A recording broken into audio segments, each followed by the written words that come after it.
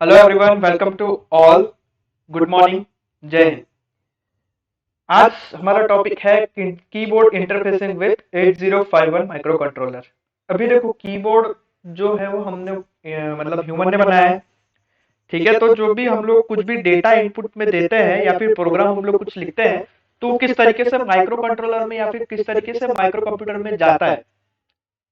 ठीक है, तो वो हम लोग को देखना है आज। अभी क्या होता है कि जो कीबोर्ड होता है वो पुश बटन एक कंसिस्ट करता है। ठीक है, जब भी आप की दबाते हैं तो माइक्रो कंट्रोलर आइडेंटिफाई करता है कि कौन सी की आपकी दबी है और उसके अकॉर्डिंग आपका एग्जीक्यूट करता है प्रोग्राम। ठीक है, तो एक नॉर्मल कीबोर्ड स्विच मैकेनिज्म कैसे आपका होता है, तो देखिए कुछ इस तरीके से जैसे आपको यहाँ पे फिगर में दिख रहा है कि जनरल ऑपरेशन कैसे होता है कि एक की है। ठीक है, वो की आपकी एज ए ओपन सर्किट पहले होती है। जैसे ही आप की को दबाते हैं वैसे ही की आपकी यहाँ इस पोजीशन में आएगी और आपकी सर्किट कंप्लीट हो जाएगी। तो ऐसे आपका क्या होता है, एक तरीके से की एज ए स्विच आपका काम करती है।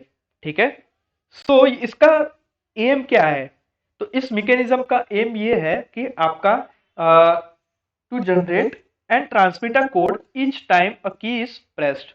जब भी आपकी की प्रेस हो तब आपको कुछ एक कोड जनरेट करना, एक सिग्नल जनरेट करना और उसको ट्रांसमिट करना थ्रू दी एनकोडर। बस ये इस मैकेनिज्म का वर्क है। ये मैकेनिज्म क्या है, एक प्रॉपर कोड, जब भी आपकी की दबती है एक प्रॉपर कोड भेजता है एनकोडर को, जैसा आपको फिगर में यहाँ पे दिख रहा है। ठीक है, जैसे ही आपकी की स्विच क्लोज होगी वैसे ही एक सिग्नल आपका एनकोडर में जाएगा। तो वो सिग्नल क्या होता है, वो होता है इनपुट सिग्नल। ठीक है, वो इनपुट सिग्नल एक कह सकते हैं कि एक इलेक्ट्रिकल कांटेक्ट है। ठीक है, एक इलेक्ट्रिकल कांटेक्ट आपको प्रोवाइड करता है और ये जो कांटेक्ट है ये हमारी रिलायबल होनी चाहिए और इस कांटेक्ट की लाइफ जो है वो लॉन्ग होनी चाहिए। और क्या होता है कि कीबोर्ड जल्दी खराब हो जाते हैं, जल्दी खराब भी हो सकते हैं। क्यों? क्योंकि उसका जो ये मैकेनिज्म है वो अगर खराब हो गया तो आपका कोई काम का नहीं है।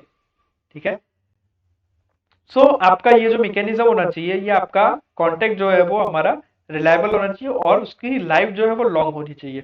ठीक है, नाउ देख रहे हो ये है उसका बाउंसिंग। बाउंसिंग का मतलब क्या है कि जब आपका कीबोर्ड पे जो भी आपकी स्विच है, ठीक है, वो प्रेस होगी इसका मतलब क्या होगा, उस पर कुछ ऐसे सिग्नल्स आपके जनरेट होंगे।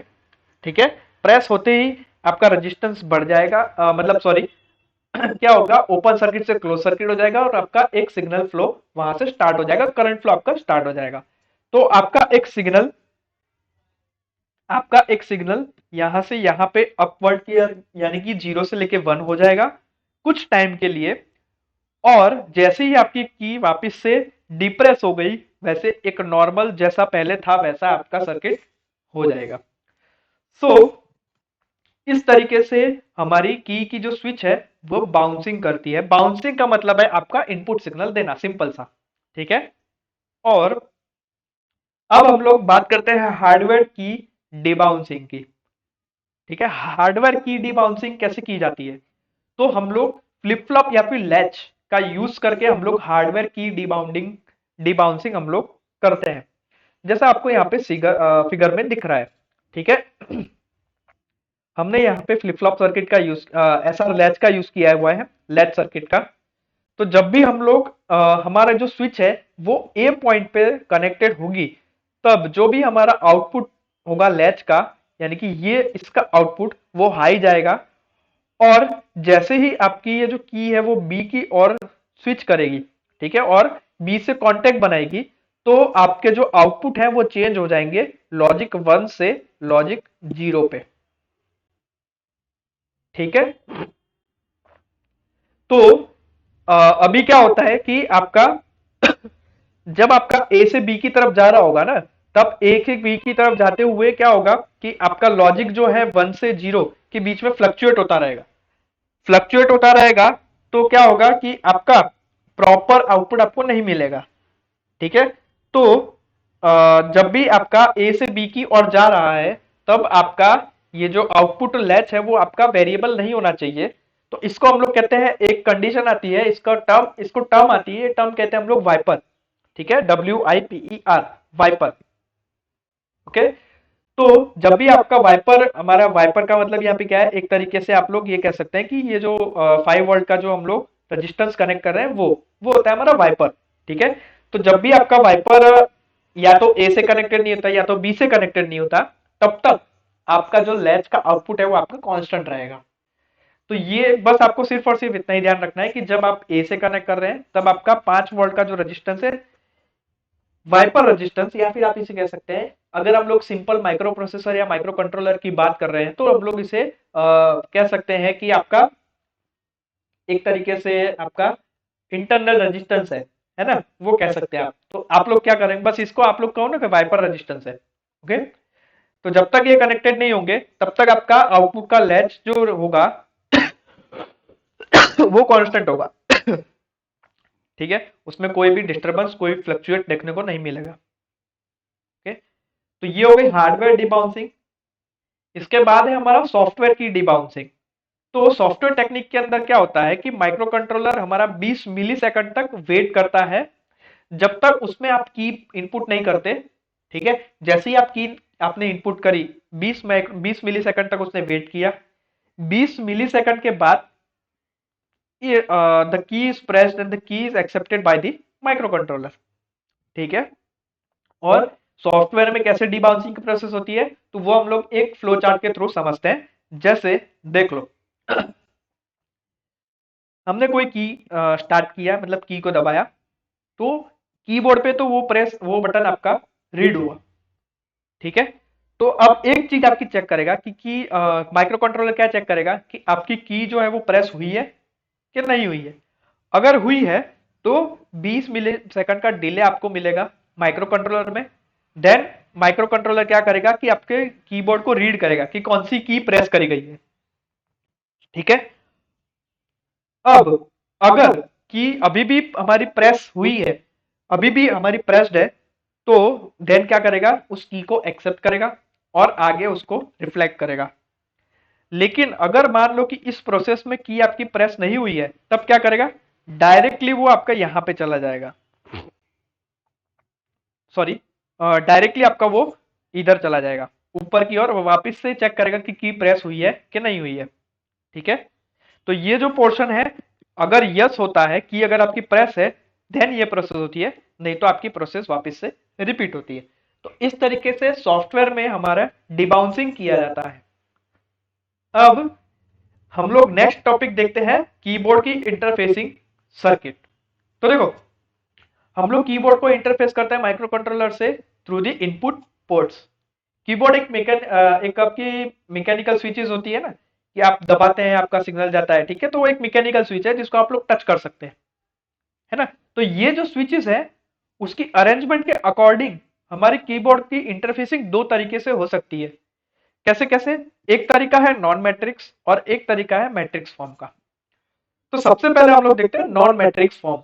तो देखो, नॉन मैट्रिक्स फॉर्म के कीबोर्ड में क्या होता है कि keyboard closure is identified by the reading of port data, but it requires many port line. Okay. इसका मतलब क्या है कि, कि आपके पोर्ट के डेटा में जब तक आपका रीडिंग को आइडेंटिफाई नहीं किया जाएगा, तब तक क्या होगा, आपका डेटा आगे नहीं जाएगा। और इसके कारण क्या होता है कि हर एक की को एक अलग अलग पोर्ट की जरूरत होती है। लेकिन लेकिन हमारे पास कीज तो बहुत सारी अवेलेबल है, पोर्ट हमारे पास कम अवेलेबल है। ठीक है। तो क्या होता है कि नॉन मैट्रिक्स टाइप की जो कीबोर्ड की हमारी बाइंडिंग होती है, कीबोर्ड की जो हमारी कह सकते हैं अरेंजमेंट होती है, वो थोड़ी सी लेंदी भी होती है और थोड़ी सी कॉम्प्लिकेटेड भी होती है ना। क्यों ऐसा होता है, क्योंकि नंबर ऑफ जो इनपुट आउटपुट लाइंस होती है वो इक्वल टू होती है नंबर ऑफ कीज के। ठीक है। मान लो कि हमारे पास ए से लेकर जेड यानी कि 26 नंबर हमारी कीज हमारे पास अवेलेबल है, मान लेते हैं कि ऐसा है हमारे पास। तो हमें इनपुट आउटपुट पोर्ट पे हमें 26 लाइनें यूज होगी इनपुट आउटपुट पोर्ट के लिए, है ना। तो क्या है कि उसकी अरेंजमेंट करना, उसमें प्रोग्रामिंग करना थोड़ा सा हमारे लिए क्या हो जाएगा, कॉम्प्लिकेटेड हो जाएगा। ठीक है। तो ये देखो, जैसे आपको यहाँ पे एक एग्जांपल दिया हुआ है octal non matrix type keyboard का। इसमें देख लिए कि आपकी जो की नंबर 7 है वो पोर्ट नंबर मतलब बस नंबर A7 के साथ कनेक्टेड है। 6 नंबर की 6 नंबर के साथ, 5 4 3 2 1, तो हर एक के लिए अलग अलग कीज अवेलेबल है और हर एक कीज के लिए अलग अलग इनपुट आउटपुट लाइन अवेलेबल होती है। तो इसकी प्रोग्रामिंग करना थोड़ा सा हमारे लिए डिफिकल्ट हो सकता है। ओके, सो की वैल्यू आइडेंटिफाई करने के लिए हमारे पास 3 फंक्शन जो है माइक्रो कंट्रोलर परफॉर्म करता है। कौन कौन से? सबसे पहले तो की क्लोजर को आइडेंटिफाई करेगा। की क्लोजर को आइडेंटिफाई करेगा मतलब कि कौन सी की क्लोज हुई है, 7 नंबर की हुई है या 2 नंबर की क्लोज हुई है, तो उसको आइडेंटिफाई करने का काम कौन करेगा? Micro controller. कैसे? सिंपल, सिग्नल जाएगा तो वो सिग्नल चेक करेगा कि कौन सी बस से आ रहा है, कौन से इनपुट आउटपुट पोर्ट से आ रहा है, तो वो आपको पता चलेगी कि कौन सा की क्लोज हुई है। दूसरा है डिबाउंसिंग ऑफ द की। ठीक है, अगर क्लोज हुई है तो उसको 20 मिली सेकंड तक रुकना है, 20 मिली सेकंड के बाद ही उस सिग्नल को एक्सेप्ट करना है, तो वो हो गया डिबाउंसिंग करना। तीसरा हो गया encoding the key to an appropriate code like hexadecimal, है ना। इसका मतलब क्या है कि की कौन सी प्रेस हुई है, जैसे कि मान लो कि 7 नंबर की या फिर 8 नंबर की आपकी हुई है, तो पोर्ट पे कौन सा सिग्नल जाएगा? पोर्ट पे माइक्रो कंट्रोलर पे आपका ये सिग्नल जाएगा 1111, है ना। ठीक है, 7 नंबर की गई है तो 7 नंबर की आपका माइक्रो कंट्रोलर में कैसे आइडेंटिफाई होगा? 1110। 0 नंबर की प्रेस हुई है, कैसे पता चलेगी? सिग्नल ये जाएंगे 0000। तो ये एनकोड करना पड़ता है कि हमारा कौन सा सिग्नल, कौन सा पोर्ट पे हमारा कौन सा सिग्नल गया है माइक्रो कंट्रोलर में।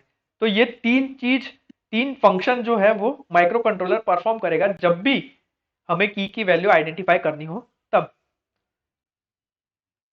ये जो तीनों फंक्शन है ना, ये हम लोग हार्डवेयर के थ्रू या फिर सॉफ्टवेयर के थ्रू, दोनों के थ्रू हम लोग क्या कर सकते हैं, उसे परफॉर्म कर सकते हैं। जैसे एग्जांपल के तौर पे यहाँ पे लिखा हुआ है, हार्डवेयर टेक्निक देखते हैं कि हमारी कौन सी की क्लोज हुई है। तो देखो हमने क्या किया, सबसे पहले सारे पोर्ट को हमने क्या किया, यहाँ पे कीज के साथ बाइंडिंग कर दिया, कनेक्ट कर दिया, इंटरफेस कर दिया। देन यहाँ पे जो लैच, यहाँ पे जो वीसीसी यानी कि जो भी हमारा लैच रजिस्टेंस होता है, या फिर आप कह सकते हैं इंटरनल रजिस्टेंस होता है, या फिर आप कह सकते हैं pull up register. Pull up register जो होता है वो हमारा 7 अलग अलग कीज के लिए 7 रजिस्टेंस हमारे कनेक्टेड है, और वो साथ में कनेक्टेड है नैंड गेट से, NAND नैंड गेट से। ठीक है, तो जब आपकी सारी कीज ओपन होती है तो नैंड गेट का आउटपुट जो होता है, यानी कि एसटीबी में जो आउटपुट हमें मिलता है वो हमारा लो मिलता है, 0 मिलता है।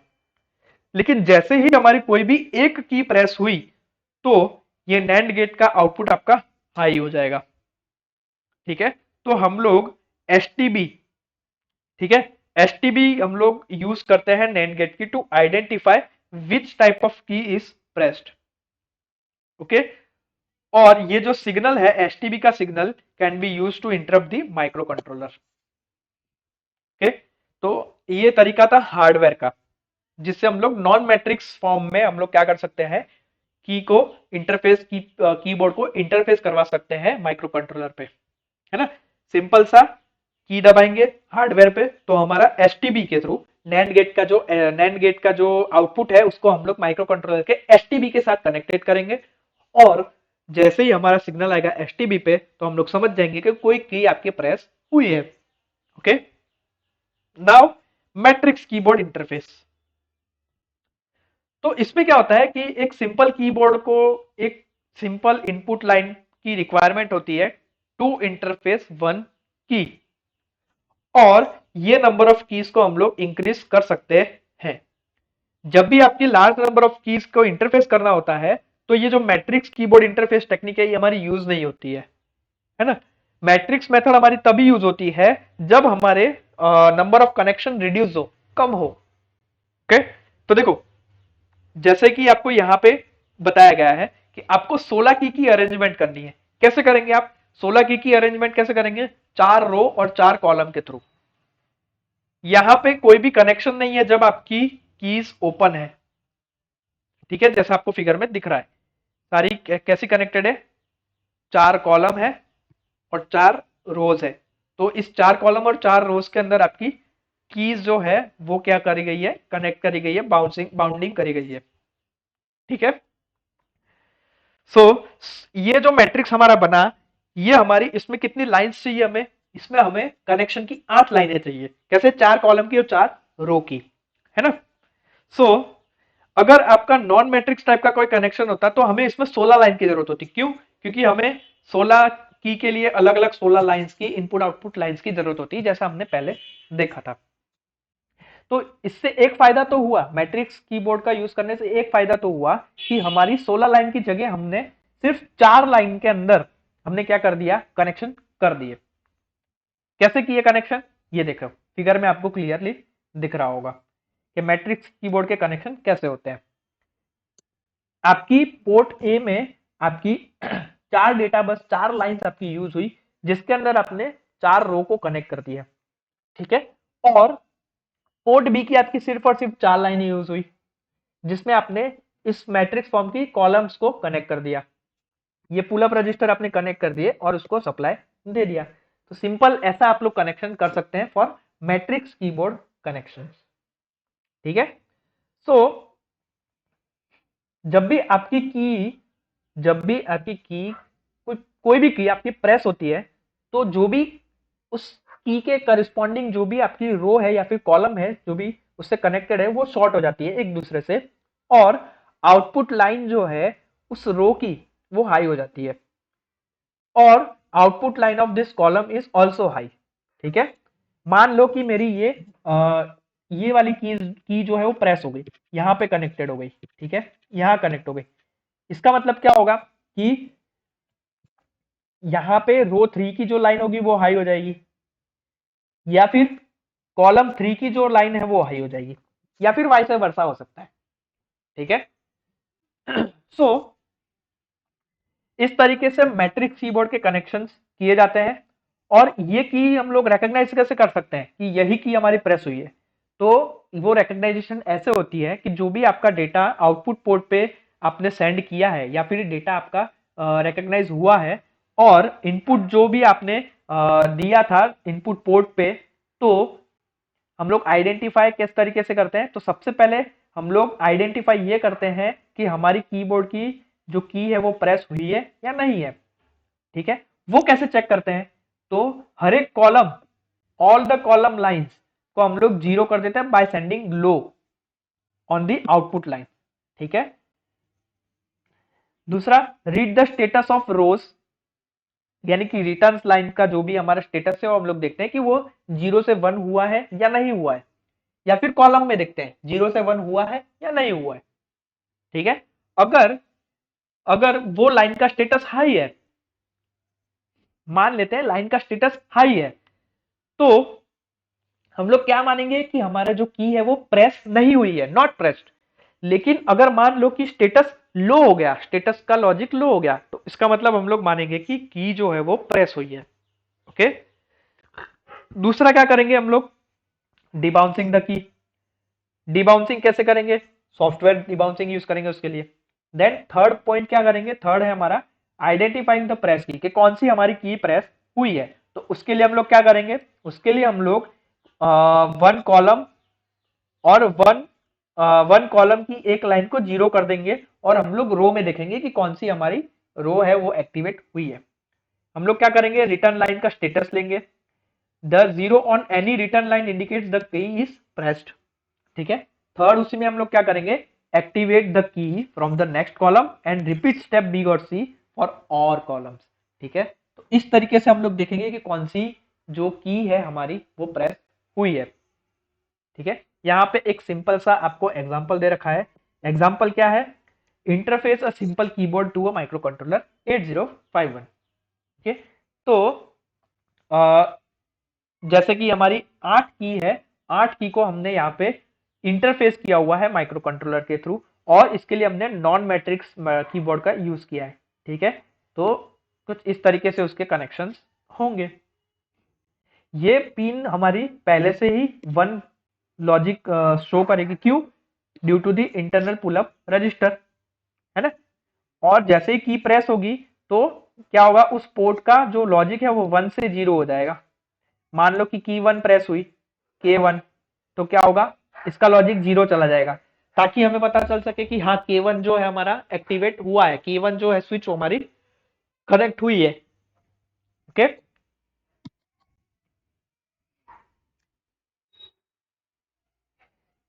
नाउ सेकंड एग्जांपल क्या है, a 4x4 matrix keyboard is connected to 2 port 8051 microcontroller. Draw the flow chart of for determining which key is pressed and obtain the scan code from lookup table. तो कैसे हम लोग connect करेंगे, हमारे पास कितनी की है, 4x4 मैट्रिक्स हमें बनानी है, इसका मतलब क्या है, हमारे पास 16 कीज है। ठीक है, तो हमने यहाँ पे क्या किया, पोर्ट 0 पे हमने 16 कीज को कनेक्ट कर दिया by the matrix form. Okay, then ये देख रहे हैं आप, ये हमने उसकी रो को कनेक्ट किया हुआ है यहाँ पे, और उसकी जितनी भी कॉलम है उसको हमने पोर्ट 1 पे कनेक्ट किया हुआ है ना।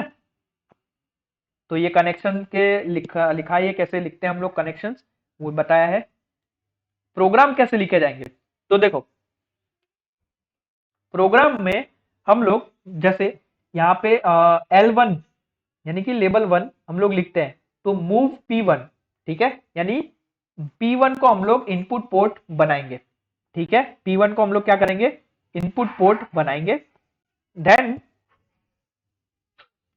मूव P0 टू #00H, ठीक है, यानी कि हर जितनी भी मूव P0 के अंदर जितने भी आपके लॉजिक्स हैं पहले से अवेलेबल हैं due to the internal pullups, उसको हम लोग क्या करेंगे, ग्राउंड कर देंगे, ground all the rows. Then हम लोग क्या करेंगे, मूव A P1, यानी कि हर एक कॉलम को रीड करेंगे और इंश्योर करेंगे कि हर एक की ओपन है। कैसे इंश्योर करेंगे, क्योंकि उसका इंटरनल पुलअप के कारण क्या होगा, पहले से ही लॉजिक क्या होगा, 1 होगा, तो ये हम लोग चेक करेंगे मूव A P1 से। उसके बाद हम लोग क्या करेंगे, ANL A, ठीक है, इसका मतलब है कि हम लोग जो भी अनयूज्ड हमारा बीट है उसको हम लोग मास्क करेंगे। मास्क का मतलब क्या है, एक तरीके से हाईलाइट करेंगे कि हाँ ये जो है ये हमारा क्या है, अनयूज्ड बीट है। देन हम लोग CJNE का यूज करेंगे, ताकि हम लोग क्या कर सके, हम लोग चेक कर सके कि हर एक कीज रिलीज हुई है या नहीं हुई है। ठीक है, तो ये होगा लेवल 1 के साथ। देन लेवल 2 के साथ क्या होगा, अकॉल डिले, हम लोग 20 मिलीसेकंड का डिले लगाएंगे, ताकि क्या हो, एक सिग्नल चला जाए, उसके बाद जैसे ही आप दूसरी की प्रेस करें तो 20 मिलीसेकंड का आपको डिले मिले। देन वापस से हम लोग ये वाली जो प्रोसीजर है वो रिपीट करेंगे। ठीक है, देन उसके बाद लास्ट में हम लोग SJMP का यूज करेंगे, शॉर्ट जंप का यूज करेंगे L2, तो हम लोग क्या कर सके, L2 पे जंप कर सके, या फिर हम लोग कह सकते हैं कि हम लोग देख सके कि दूसरी कोई की तो हमारी प्रेस नहीं हुई है। ठीक है, देन वापिस से हम लोग चेक करेंगे L3 के लिए, सारी पूरी प्रोसीजर हम लोग वापिस से करेंगे। L4 के लिए सेम प्रोसीजर। ठीक है, ओके, देन ये तो हो गई हमारी एल के लिए, ठीक है, लेबल के लिए। अब हम लोग बात करते हैं रो के लिए। ठीक है, तो रो के लिए हम लोग डीपीटीआर जो है हमारा, उसको हम लोग मूव करेंगे और उस पर लिखेंगे हैशटैग की कोडेड, यानी कि स्टार्ट जो होगी वो 0 रो से सेट होगा डीपीटीआर आपका। देन आपका क्या होगा, SJMP फाइंड, इसका मतलब है कि हम लोग कॉलम को फाइंड करेंगे जो भी हमारी कीज के बिलोंग्स है। मान लो कि की 1 हमने प्रेस करी, तो की 1 के साथ कौन सी कॉलम कनेक्टेड है, कौन सी रो कनेक्टेड है, वो हम लोग फाइंड आउट करेंगे। देन हम लोग मूव करेंगे डीपीटीआर को की कोड 1 पे, तो हम लोग रो 1 से स्टार्ट कर देंगे।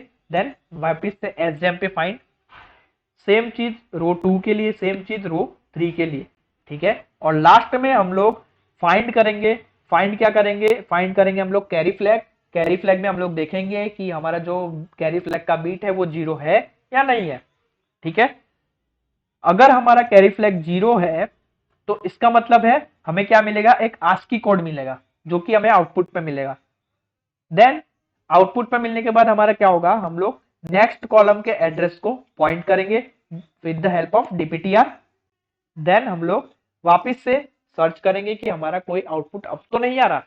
ठीक है, और जो अगर आउटपुट आ रहा है तो हम लोग वापस से कैरी फ्लैग को 0 होते हुए देखेंगे और हमारा ये प्रोसीजर रिपीट होगी। ठीक है, देन लास्ट है हमारा मैच।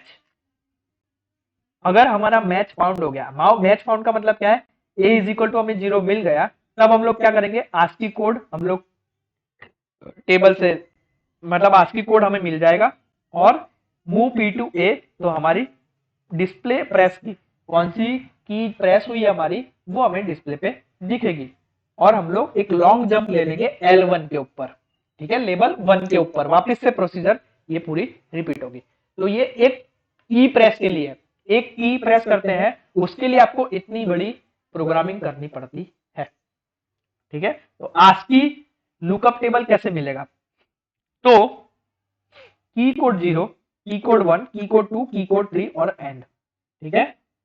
ओरिजिन कहां से होगा, ये उसका एड्रेस है 0300H से, ठीक है।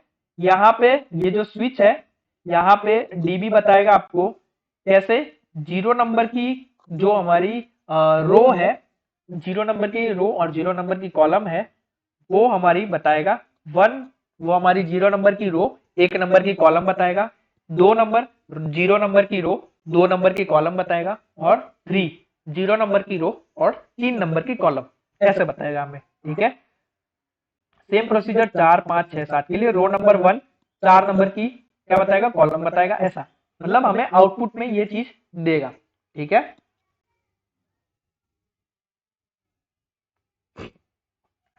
ओके, ये एक और एग्जांपल है, explain how microcontroller can be interface with keyboard, draw flowchart for reading the key code of the key that has been pressed, ठीक है। तो ऐसा नहीं कहा गया कि हमें कौन सा कीबोर्ड इंटरफेसिंग यूज करना है, तो हम लोग मैट्रिक्स या नॉन मैट्रिक्स दोनों यूज कर सकते हैं, लेकिन नॉन मैट्रिक्स में क्या होगा कि आपको कोडिंग जो है वो ज्यादा लंबी हो जाएगी, हर एक के लिए अलग अलग कोडिंग आपको लिखनी पड़ेगी, तो हम लोग क्या करते हैं कि मैट्रिक्स फॉर्म में ही कीबोर्ड को कनेक्ट करते हैं माइक्रो कंट्रोलर पे। तो मैट्रिक्स कीबोर्ड में क्या होता है, हमारा एक सिंपल सा एक छोटा सा कनेक्शन होता है, जो हम लोग पोर्ट 0 और पोर्ट 1 के बीच में कनेक्ट करते हैं 8051 के, और उसको स्कैन करते हैं, ठीक है, लाइंस को स्कैन करते हैं, और हम लोग पोर्ट 0.0 से लेके 0.7 की जितनी भी पिन्स हैं उसको हम लोग रिटर्न लाइंस के तौर पे यूज करते हैं, ठीक है। तो ये उसका कनेक्शन है, कुछ इस तरीके से कनेक्ट किया जाएगा, पोर्ट 0 से लेके पोर्ट 7, यानी कि 8 जो रोज है हमारी, ठीक है, ये 8 रोज जो है हमारी वो कनेक्टेड होगी, और साथ ही में हमारी कितनी कॉलम होगी, 4 कॉलम यूज होगी, कौन सी, पोर्ट 1 से लेके पोर्ट 1.3 तक की लाइन, ठीक है। तो पोर्ट 1 से लेके हम लोग इसको स्कैन लाइन के तौर पे यूज करेंगे। नाउ देख लीजिए प्रोग्रामिंग कैसे होगी, तो जैसे हमने ऊपर प्रोग्रामिंग करी सेम प्रोग्रामिंग यहाँ पे रिपीट होगी, ठीक है। तो पूरी प्रोग्रामिंग आपकी कुछ इस तरीके से लेवल 1, लेवल 2, लेवल 3, लेवल 4 के लिए लिखी जाएगी, देन वापिस हमारी रो स्टार्ट हो जाएगी, रो कितनी है हमारी 8 रोज है, तो हम लोग स्टार्ट करेंगे 0 से, 0 1 2 3 4 5 6 7, ठीक है। चेंजेस कहाँ होंगे, यहाँ की कोड पे होंगे, 0 के आगे 0 की कोड होगा, 1 के आगे 1 की कोड, बाकी सब चीज सेम है, ठीक है। और फाइंड और मैच लास्ट में इतना होगा ही होगा, ओके। तो आस्की कोड का हमारा आस्की लुकअप टेबल कैसे मिलेगा, जैसे की कोड 0, तो 0 प्रेस होगा, ठीक है, तो वो हमें इंडिकेट करेगा 0, कहां पे इंडिकेट करेगा, यहां पे, ओके। तो इसका मतलब क्या है, रो 0 हमारी यूज हुई है, साथ ही साथ में कॉलम 1 हमारी यूज हुई है। यहां पे 4 हमारा डिस्प्ले पे दिखेगा कब, जब हमारी रो 1 यूज होगी और कॉलम 1 यूज होगी, ठीक है। 8 हमारा दिखेगा कब, जब हमारा रो 2 होगी और कॉलम 1 होगी। सी जब हमारा दिखेगा कीबोर्ड मतलब माइक्रो कंट्रोलर पे, जब हमारी रो 3 होगी कॉलम 1 होगी। 10 नंबर वैसे दिखेगा, 14 18 1C 1D 1E और 1F। तो सिंपल सारे कोड हमें कैसे दिखेंगे, वो हमारे रो और कॉलम नंबर पे आधारित रहेंगे, ठीक है। रो 0 कॉलम 2 हुई, ये कॉलम 0 है, ये कॉलम 1 है, ये कॉलम 2 है, ये कॉलम 3 है, ठीक है। रो 0 कॉलम 1 हुई तो वो 1 दिखाएगा हमें, रो 1 कॉलम 1 हुई तो हमें 5 दिखाएगा, ऐसा ये कहना चाहता हूं, ठीक है। मैं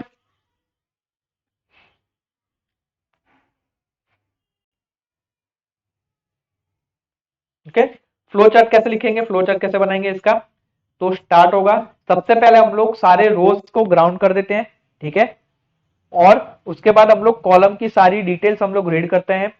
अगर कोई की ओपन है, ठीक है, अगर कोई की ओपन है तो हमारी कॉलम की जो भी डिटेल्स है वो हमारी वापस से रीड होगी। रीड होने के बाद हम लोग देखेंगे कोई की हमने प्रेस तो करी है कि नहीं करी है, ठीक है। अगर करी है तो हम लोग डिबाउंस का वेट करेंगे, ठीक है, डिबाउंस का वेट करेंगे। उसके बाद हर एक कॉलम को वापस से रीड करेंगे, फिर से देखेंगे कि कोई की तो हमारी प्रेस नहीं है, और अगर कोई की प्रेस है तो हम लोग नेक्स्ट रो को ग्राउंड करेंगे। देन उसके बाद वापस से हर एक रो को, हर एक कॉलम को रीड करेंगे। फिर वापस से चेक करेंगे कि हमारी कोई की इस रो के अंदर, जिस रो को हमने सिलेक्ट किया हुआ है, जिस रो को हमने यूज कर रहे हैं अब, उसमें कोई की प्रेस तो नहीं है। अगर है तो कौन सी की प्रेस है, और वो हम लोग स्कैन कोड से हम लोग टेबल में लिख लेंगे, और जो भी की हमारी प्रेस हुई है वो हमारी डिस्प्ले पे आ जाएगी और प्रोसेस स्टॉप हो जाएगी, ठीक है। तो इस तरीके से हम लोग क्या करते हैं, इस तरीके से हम लोग एक कीबोर्ड को इंटरफेस करते हैं with the 8051 microcontroller. Okay, so ये था हमारा आज का लेक्चर जिसमें हमने कीबोर्ड इंटरफेसिंग के बारे में जाना। नेक्स्ट लेक्चर में हम लोग एनालॉग टू डिजिटल को हम लोग कैसे, कन्वर्टर को कैसे इंटरफेस करते हैं 8051 के साथ, वो हम लोग नेक्स्ट लेक्चर में जानेंगे। मिलते हैं नेक्स्ट लेक्चर में। टिल देन आप लोग इस वीडियो को लाइक कर दीजिएगा, चैनल को सब्सक्राइब कर दीजिएगा, और साथ साथ में बेल आइकन पे भी प्रेस कर दीजिएगा, ताकि ऐसे कोई नए वीडियो आए तो आपको उसकी नोटिफिकेशन मिल जाए। इस वीडियो को ज्यादा से ज्यादा शेयर करिएगा ताकि ज्यादा से ज्यादा बच्चे इस वीडियो का लाभ ले सके। मिलते हैं हम लोग नेक्स्ट लेक्चर में। टिल देन जय हिंद।